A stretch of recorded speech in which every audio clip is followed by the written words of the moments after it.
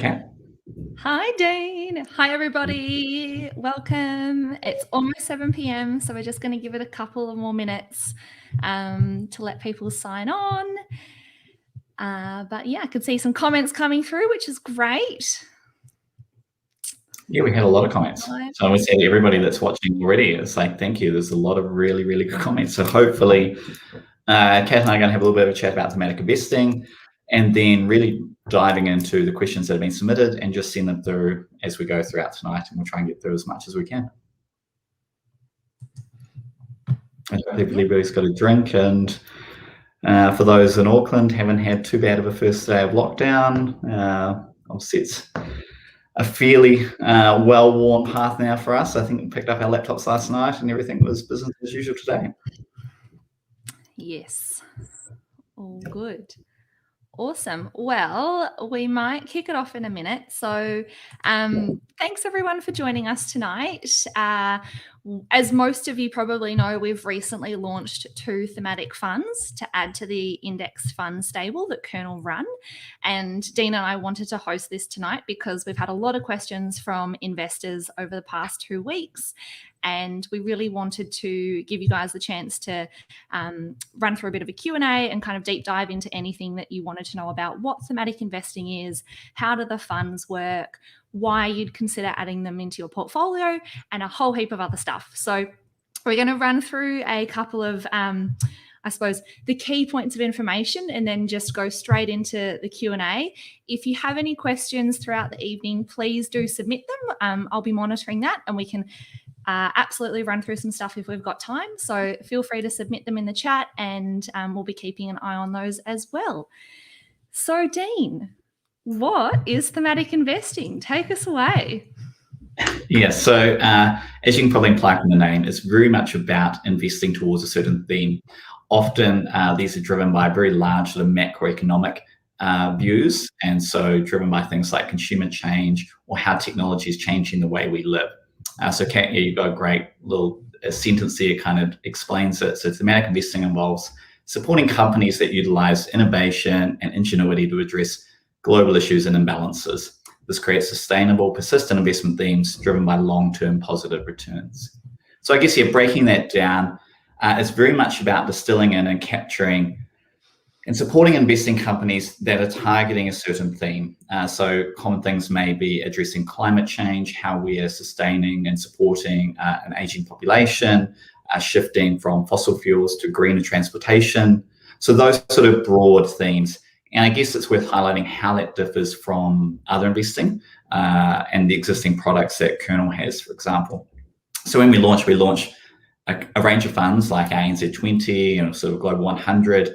They're very much your standard sort of go-to index type investing strategies and general investing strategy where they're just broad equities exposure, covering a range of companies, a range of markets. We also have a couple of sector funds, so it's worth highlighting the difference there. So if you look at our NZ Commercial Property Fund, that's a sector fund. So that's slightly different to a thematic. That just invests in companies within a specific sector. Whereas a thematic, it can be investing across a range of sectors. It's really about identifying companies that are working towards a certain theme. So that's kind of thematics in a bullet point, hopefully. Yep. And thematic funds new. So obviously, like you've talked about the fact that the types of thematic funds that we're looking at are to do with innovation and change. So is this something that's new to the market, or have they been around for a while? They have been around for a while, but it's definitely increased in popularity, definitely over the last few years. And that's not just at the retail level, it's also at the institutional level. So I know McKinsey, a global consulting firm, did a survey of a range of large pension schemes. And pension schemes and institutions around the world are increasingly putting some investment towards thematics within their investment portfolios. So it's definitely increasing. It's also driven by the fact that broad equities over the longer term, we are expecting lower returns now. And so tapping into these parts of the market and themes that are going to really shape our future are also giving a chance to boost your total return. So that's kind of driving the change as well. Yeah, cool. So I guess that really nicely leads on to a question that we've been asked a lot, and I think is probably the most important question that are on people's minds once they understand what thematic funds are, and that is how much money or as a percentage of my portfolio should I be looking to invest in a thematic fund? So do you have some thoughts on that? Yeah, so I guess a common thing that we often talk about at Kernel to people in the industry and to our clients and retail investors as well is this thing called core satellite investing. And I think we've talked about in a few other webinars. So the idea there is that you put the core of your portfolio, 60 to 80%, into good, broad, well-diversified funds that cover a range of companies and sectors. And then you have these little satellites, and these satellites are the part of the portfolio that's a bit fun, potentially high risk but high return, and that could be anything from some direct shares, it could be private equity, it could be things like thematic funds.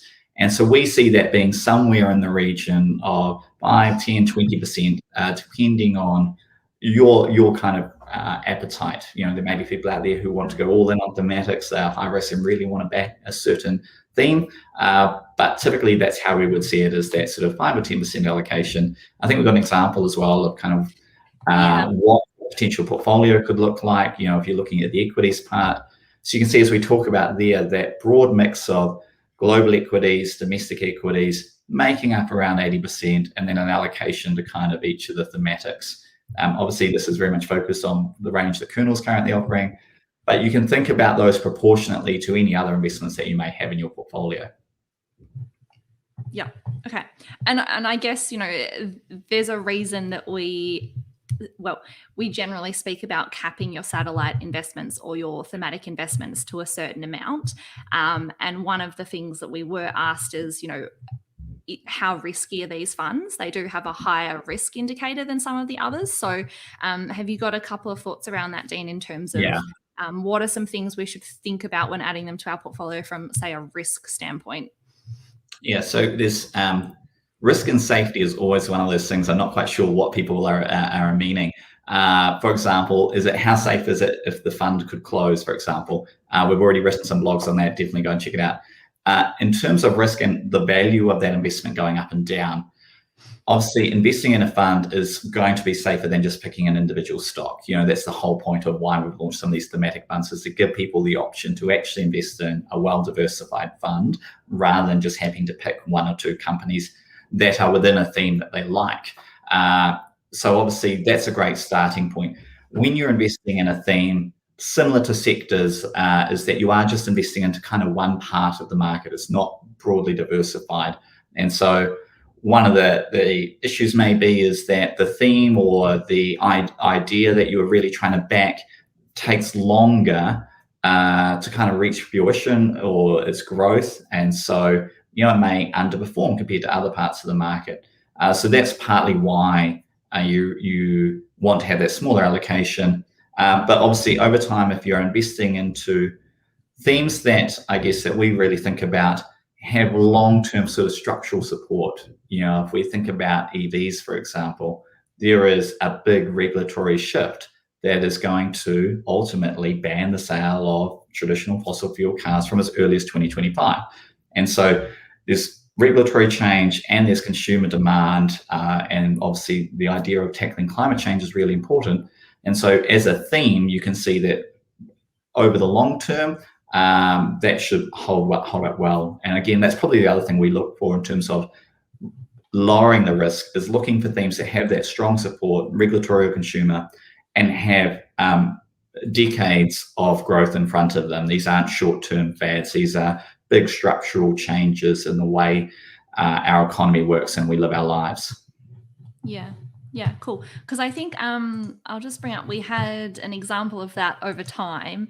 And one of the things that I think stood out to you and I recently when we were doing some research for this was the average lifespan of a company listed on the S&P 500 has dramatically reduced since the 60s because there are so many tech innovations and disruptors coming to market that naturally those that can't keep up or, you know, aren't embracing that level of change eventually die off. So really, I suppose taking note of what's happening around us and taking note of these themes and considering whether they do fit into your investment portfolio and your goals is definitely a warranted discussion.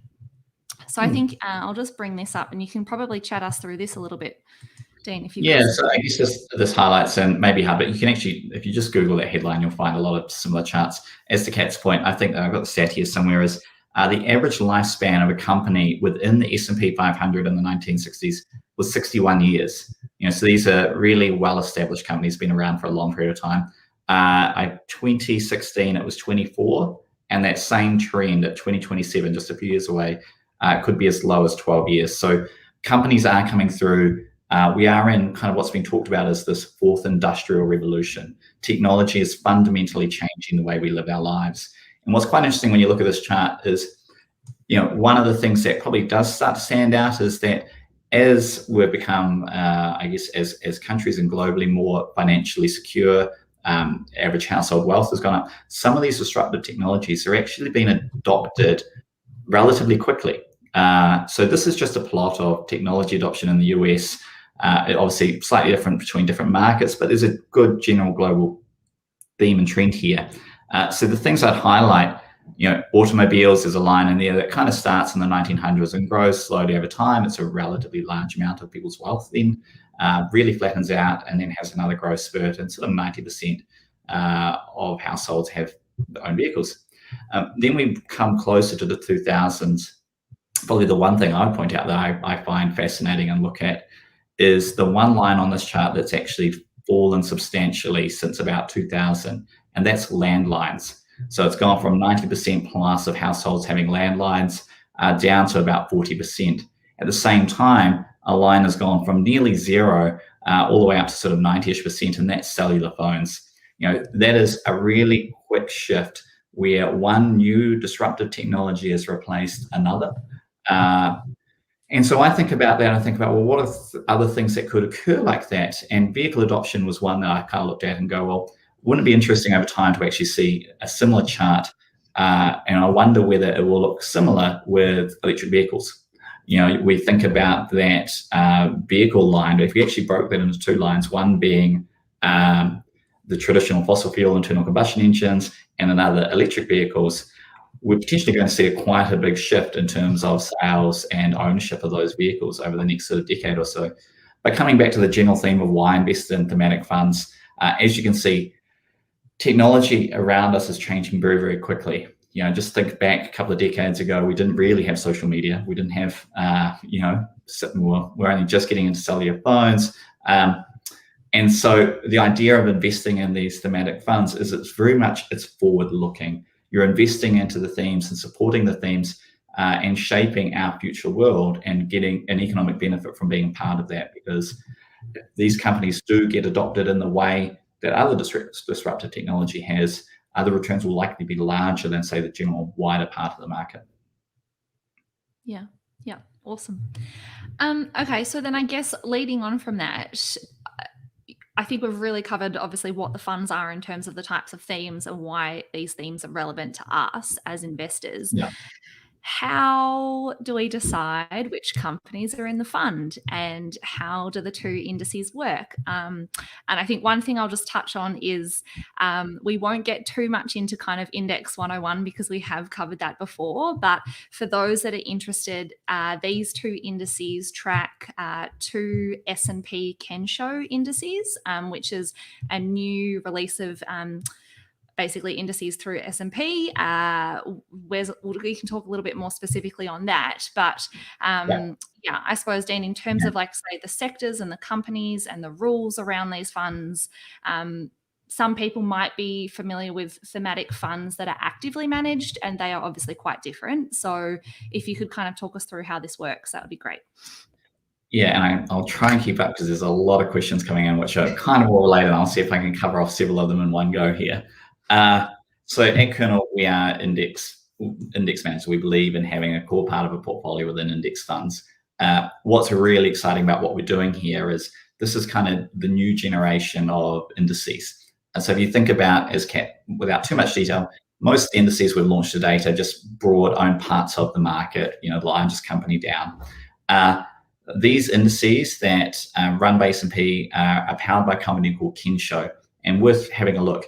They are fundamentally different to any other type of index that we've ever run, and they are at the forefront globally.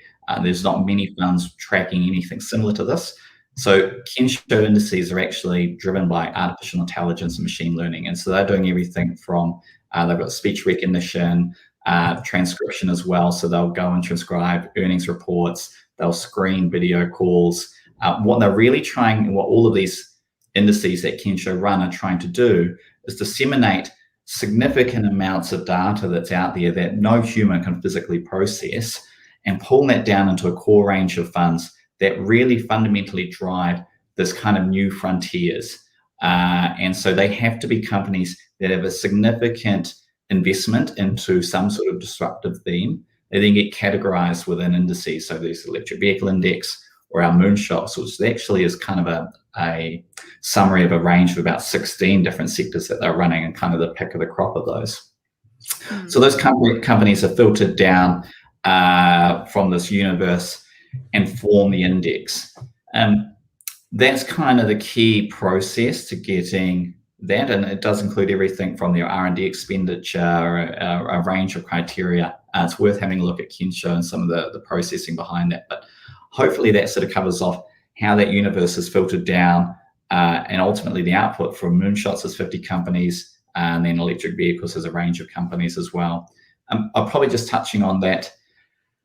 I guess the idea as well with these thematics is that you're going beyond just the core piece to it here. You know, as the world has become more complex, the supply chains and the ecosystems around a thematic are just as important.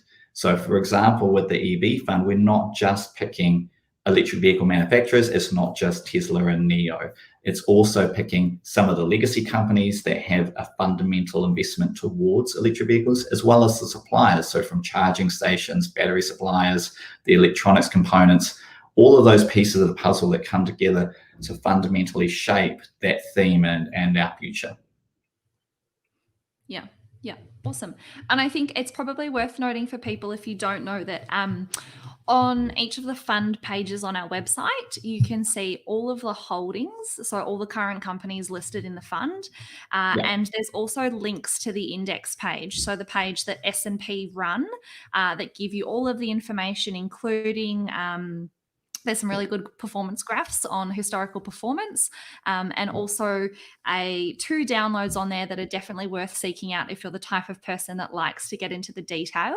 And that is the fact sheet that S&P publish and release on a monthly basis, and also what's called the index methodology. Now, the index methodology can sometimes be quite long and probably full of a fair bit of jargon, but basically it's just really simply put the rule set that we have to follow, that the index applies. So it covers all things to do with the selection criteria, so how companies are chosen to be in the fund, what happens at certain points in time around things like capital raises, how rebalances are treated, all those sorts of things. So there's definitely a lot of information there. It's probably worth just touching on some of that rebalancing as well, taking that kind of universe of distilled in selection. Again, highlighting sort of the being at the forefront with this. This is just the fourth, for example, electric vehicle fund in the world. And it's artificially intelligence powered. It's quite excited about what we're doing here with these products. The key thing there, once those companies are selected, and some of the people we know had some of the questions on, was how the companies weighted, and then how do you select them? What's this thing like? What's the rebalancing process?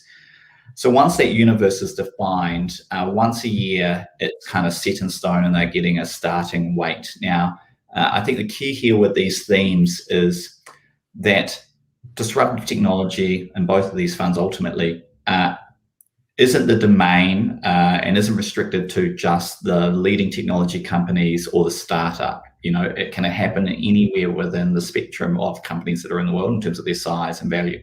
And so the indices are actually equally weighted.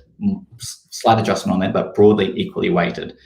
So at the start of the year, when those companies are set into the index, they'll all have roughly the same weighting or percentage holding within the index and the index fund. And then 6 months after that, there's what's called the rebalance. So as companies, maybe one's really risen in value and others have stayed the same, those weightings change. At that rebalance, it gets set back again to where it is. So almost that's a bit like, you can think of that as kind of taking some of the profits that one or two of those companies may have experienced in terms of their growth and then redistributing that across the rest of the fund. So that's kind of how they are weighted, because I know we had a couple of questions on that. Yeah, absolutely. And I think, for those interested, when we do rebalancing, we always publish notifications around that, particularly for these types of funds, which are likely to have changes that may be more significant to, say, a rebalance for an NZ20 fund, which is usually just a couple of tweaks. And of course, if there's any new inclusions of companies that weren't previously in the fund, then we like to give our investors some information on why they're there, what they do, all that sort of stuff. So we're always keen to provide that information. Now, I suppose a couple of other things for you, Dean, in terms of, thinking about the thematic funds that are already out there. There's obviously not a lot in the electric vehicle space, but there is a little bit more in probably the innovation space. So we had a question come through that asked that, many of them seem to be duplicates. So how do you select the right one for you? And in terms of the two funds that we're offering, is there much crossover, or can they kind of sit together side by side?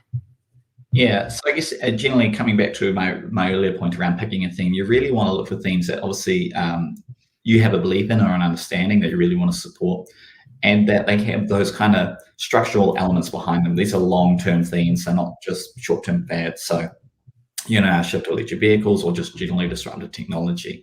So those are key things to look for. As with any investment, not just thematic funds, as you're picking different investments, be it funds or stocks, you do want to consider, well, what else am I already invested within my fund, within my whole portfolio? Because obviously, a lot of funds will have some sort of overlap. As Kat mentioned, we do publish all of our holdings on our website, so you can actually go and have a good look and see if there's much crossover. Broadly speaking, what we've done with Kernel is to try and build a range of funds that actually don't have much crossover. We've designed them so that you can actually go out there and invest within the parts of the market that really suit you, and have confidence that actually, if I selected most of them, then I'm not having any overlap and I'm not becoming all of a sudden like, without me knowing, I've got 10% of my portfolio in one company because it's in multiple funds, for example. So they are designed to be like that. So you do need to take some time, have a look at what the funds are investing in and what the themes are trying to achieve. With the two new funds, I think from memory, there is about 3 stocks that are in the electric vehicle fund that are also in the Moonshots fund. So very limited. It's about 5 or 6%, I think, of the portfolio. So again, designed so that there wasn't much overlap between those. So that's a good starting point. I think we even got a chart to kind of look at. Yeah, I was going to say it's probably worthwhile running through, I suppose, the variations and what you can see here in terms of how the funds are split between sectors. Yeah, so coming to specifically electric vehicles, as we talked about, this is the whole ecosystem. It's not just investing in the EV manufacturers. As a couple of the comments here have pointed out, there are new and EV-only electric vehicle manufacturers, but there are existing participants in the industry that are changing, that form part of this. There are all of the suppliers as well, the charging stations, who have equally as strong growth opportunities and equally as important to this thematic theme and the way the world is changing. So you can see that kind of breakdown there, the split. So this is a weighting of, I guess, the sub-components of this index. And you can see that mix of sectors there. And we look at the Moonshots, that's really about providing a broad and well-diversified exposure to almost a range of kind of themselves thematics. Now, rather than going in on each individual one of these, because some of these themes, may perform really strongly, others may actually be replaced by other themes.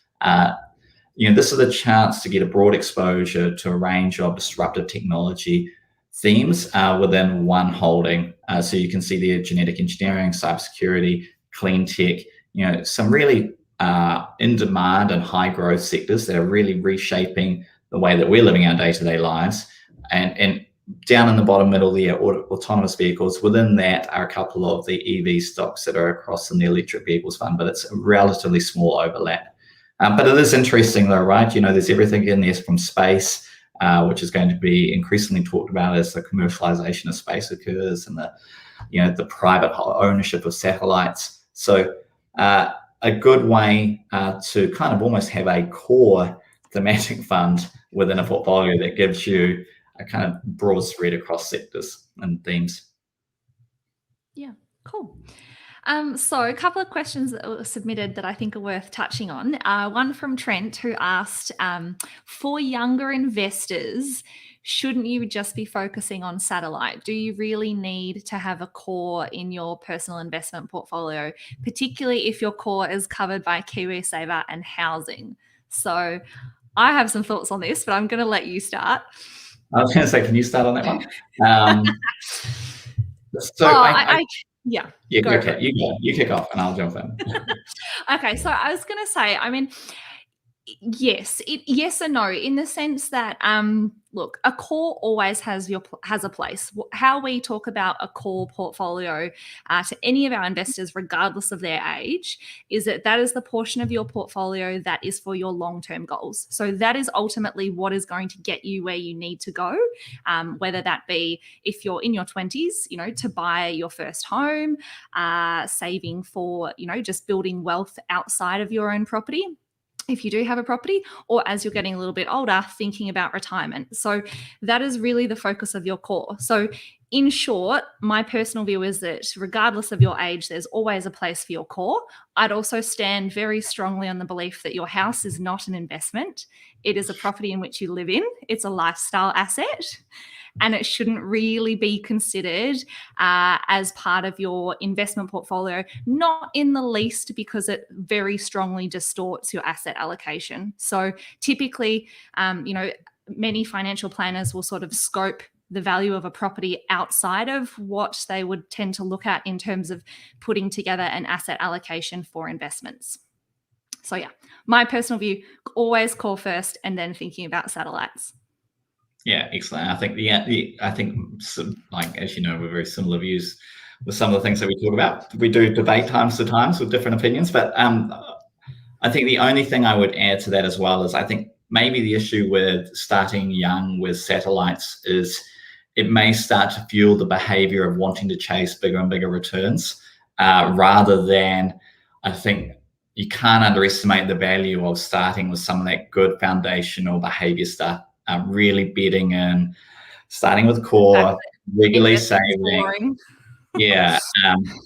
and make sure that you've got that self-control. I think if you start with some of those satellites and you start seeing, you've made 30% in a month, all of a sudden the emotions take over and you can be led down a path that actually may take you away from good, successful long-term investing. So that's something I think that, again, why starting with a core is probably just good from a good behavioral point of view. Yeah, cool. Okay, another couple of questions in terms of specific Kernel things. So someone had asked how for these two funds do we treat the fees and foreign exchange? And then Karen has also asked if we're planning to bring out any more thematic funds. So I'll let you run through that, Dean. So I guess the one great thing that we're trying to take care of at Kernel is that everything is kind of handled by us in the fund. So there's obviously the management fee in the fund that you'll see for both of those is 0.55 for investors under 25,000. From that, when you place your investment, we create new units in the fund. We take your New Zealand dollars, convert that at wholesale rates to USD, US dollars, and we buy the US listed assets that make up that fund. You then are holding units in that fund that own those underlying assets. So everything's taken care of. You don't have to worry about any FX fees yourself. There's no transactional fees either. So when you're investing through Kernel, you can be contributing every single week and there's no brokerage fees. So it's a really efficient way, not only for lump sums, but also especially efficient if you just want to be contributing part of your pay to build up your long-term wealth, by avoiding all of those other costs. So that's kind of the fees piece. As for more funds, probably maybe this is where we have the debate as to what those more funds may be and how many funds we think investors may need. Probably the key thing we look at there is as we did with these thematics, what has good long-term value? Where can we really stand behind and have high conviction? Actually, there is something here that's going to add value to our investors' portfolios. So that's the first kind of criteria for us. And they have to have sort of long-term, there has to be some long-term belief there as well. Again, coming back to that whole not a fads thing.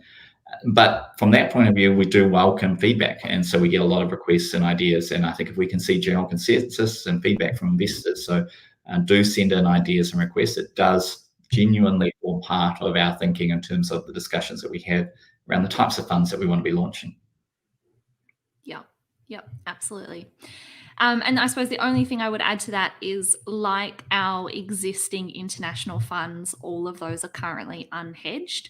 So for those of you that do have any questions about currency, all of our international funds are unhedged.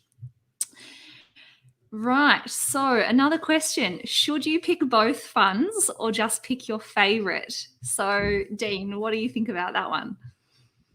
They're very different. And so obviously the EV is very much one theme, where the Moonshots kind of covers the sort of 16, 17 really disruptive technology themes. Very much for me personally, I see them complement each other. I can understand the value in both of them, but if it is up to you, that if there is something that you really want to back, or you've got other investments elsewhere, then that's really, that should be down to what you're doing with the rest of your money and what your beliefs are. So, yeah. Yep, cool. We had a question from Shani who had asked about autonomous driving. So I'm just going to pull up this again to see what is here. So in the electric vehicles, we haven't actually sort of categorized some of the companies as kind of this autonomous vehicles categorization, but there are companies that are, ultimately, if we think of Tesla, for example, they are working on autonomous driving. And so that does form part of the EV Innovation Fund. So you do get exposure to that. And as to kind of the general theme there of that kind of map of sectors is, there are companies within there that are part of that ecosystem. So some of them may be working on the software, some of them may be working on, the radars and other elements like that form part of this EV shift. Yep. Cool. Okay, another question from Trent. So in terms of volatility of thematic funds, should investors that are more in their 40s dollar cost average, so spread out their investments and do regular investments, or are they better to invest in one lump sum and have the benefit of time? So the only research that we've ever seen or kind of been involved in has generally been on more broad equities. And the broad equity research that's been available is typically slightly, not massively, tilted the favor towards investing in a lump sum, in terms of if you already had an existing lump sum, and deciding whether you want to break that up into components or whether you just want to put it all in once. And the general weight comes back to actually the longer you're in the market, the better off you'll be, and trying to time the market and things doesn't really add much value. It's not a massive difference. So again, we've always often talked about the emotional element for some people that are, less comfortable with the volatility. Breaking it up is a great way to kind of tackle that. And so it's really a personal thing there. I haven't seen anything that's looked at thematics or the degree that there is the same amount of, ups and downs that comes with some of these sectors. Again, if anything, if you think intuitively, you would probably say that lump sum would pay off more, because again, if things are rising relatively quickly, or you've got more volatility, then obviously more time in the market again is going to pay weight. So I would still say though that if you're a lump sum, then why don't you still continue a dollar cost average anyway? And once you've got started, so that's something else to think about. Yeah.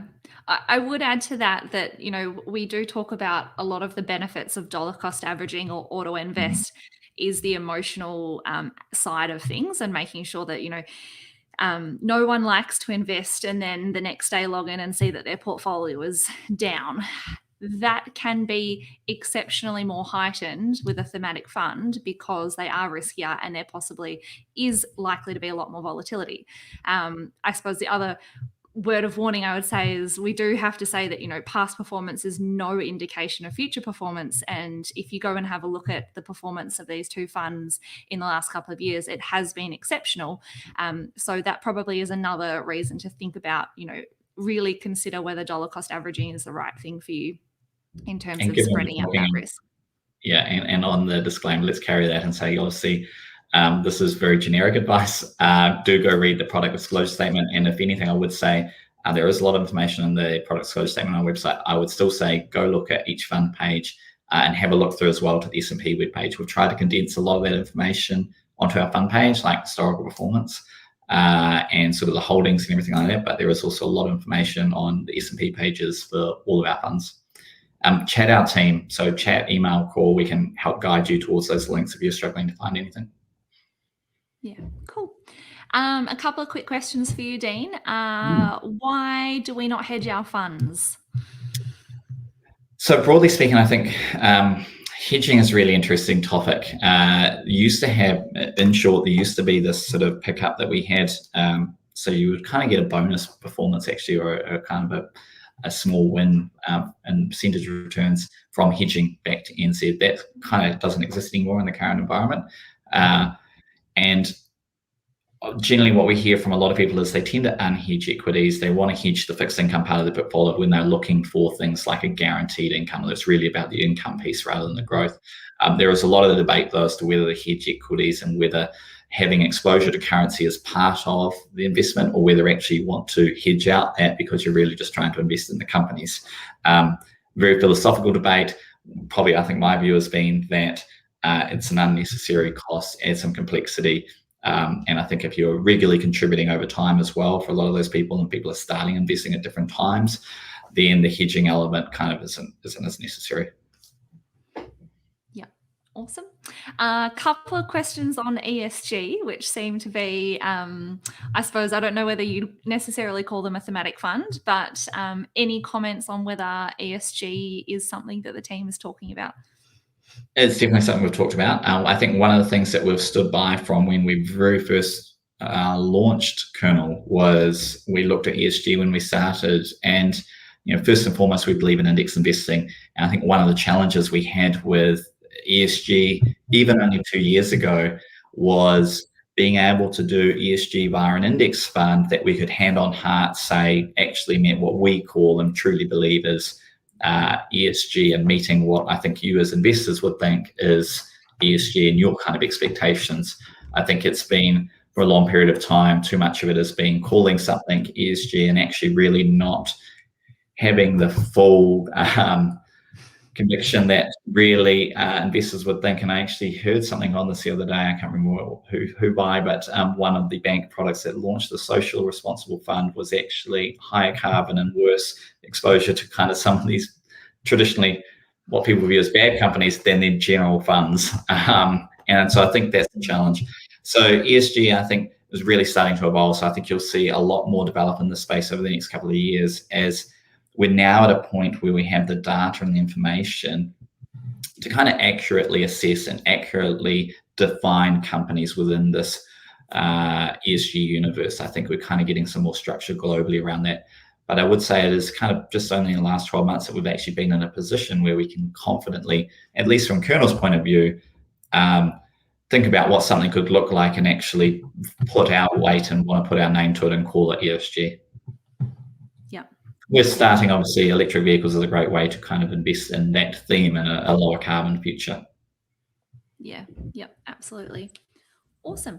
And I suppose there was a couple of comments earlier on just about, I suppose, some of the practicalities in terms of investing in these funds. So the first trading day is actually on Wednesday. So many of our customers and investors have already started placing trades into the funds.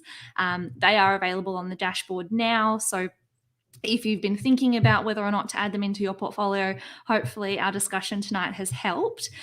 You can place any orders into those funds that will be processed in the first trading day on Wednesday. And as per all of our sort of normal timeframes, they're updated in dashboards on Thursday. So yeah, anything you kind of want to add to that, Dean? There's probably a couple of last comments. How much should we invested in the 2 new funds to date. Do we want to talk about that? Well, we'll see. It's looking like, we're really excited, and thanks to those who are existing investors and everybody that's actually joined us in the last few weeks. Clearly, there are a lot of support for what we're doing, which is great, and understanding about what we stand for and what we're trying to achieve. So really appreciate that. It's been exciting to see that, we've got a significant amount of investment in for this coming week. I think it's going to be a record week. And it's great to see that actually sort of the average investment size we're talking is a few $1,000s into each of these funds, but it does vary. Investors of hundreds of thousands down to just starting with a few dollars. I think averaging out, I think from memory, it would equal about 10% of the average investor's portfolio. So it's good to see that a lot of people are some people are new and coming straight in and going all in on the thematics, but most people are actually going and putting sort of that 10 or 20%, which has been great to see. So yeah, what other quick questions do we want to cover off there? All the pointy questions tonight. Will Kernel offer KiwiSaver products in the future? KiwiSaver is a really interesting one, and like if you keep asking, I guess we would have to consider. You can actually access. We take feedback very seriously. Yeah, we do. It does form our debate. One of the biggest challenges with KiwiSaver is a very expensive product to offer to actually get to a scale, and but we do see where people are doing things not that well, that we have frustrations with, just like a lot of investors do. You can actually access a range of our funds through several KiwiSavers at the moment, so do reach out to us. And one of the main ones is a new advisor-driven KiwiSaver, so you do have to have an advisor, but they will help you with balances of sort of 50,000 or so. We are working with a few advisors to try and see how we can help our investors get access to that. So do keep in touch with us on it. Yep. Awesome. Cool. Well, we're probably close to time, guys. So if anyone has any last questions, please do shoot them through now. I know our team is super excited to have launched the funds. Definitely, we are really, I suppose, really proud to be partnering with S&P, knowing that they are ultimately the ones that bring this level of research and like thoroughness to the indices that they provide. And it does mean that we can bring really great funds and new options to New Zealand investors. So for that, we are very, very thankful. Okay, this one kind of dives into a bit of a tricky one, but in terms of any plans to list these funds on the NZX, I would just say, in short, no.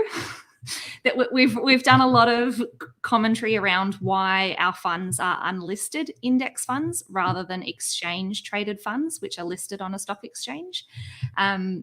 Read the blogs. There's a lot on that. There's a lot of reasons as to why we believe that this structure is better for long-term investors.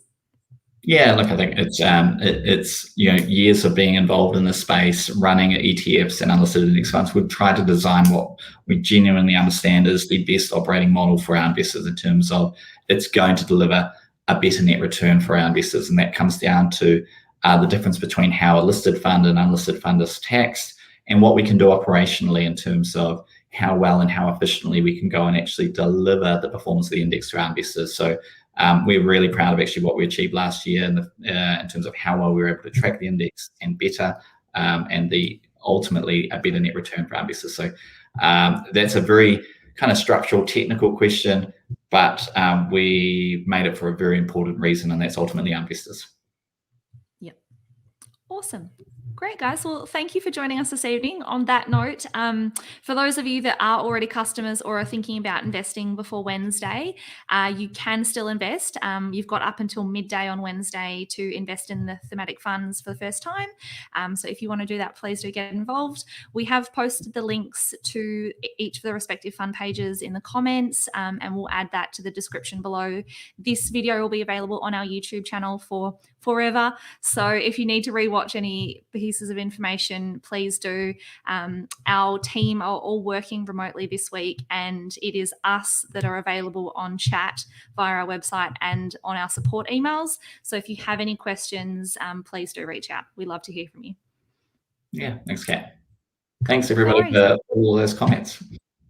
Yeah, it was great. Thanks, guys. We'll chat to you soon. Bye.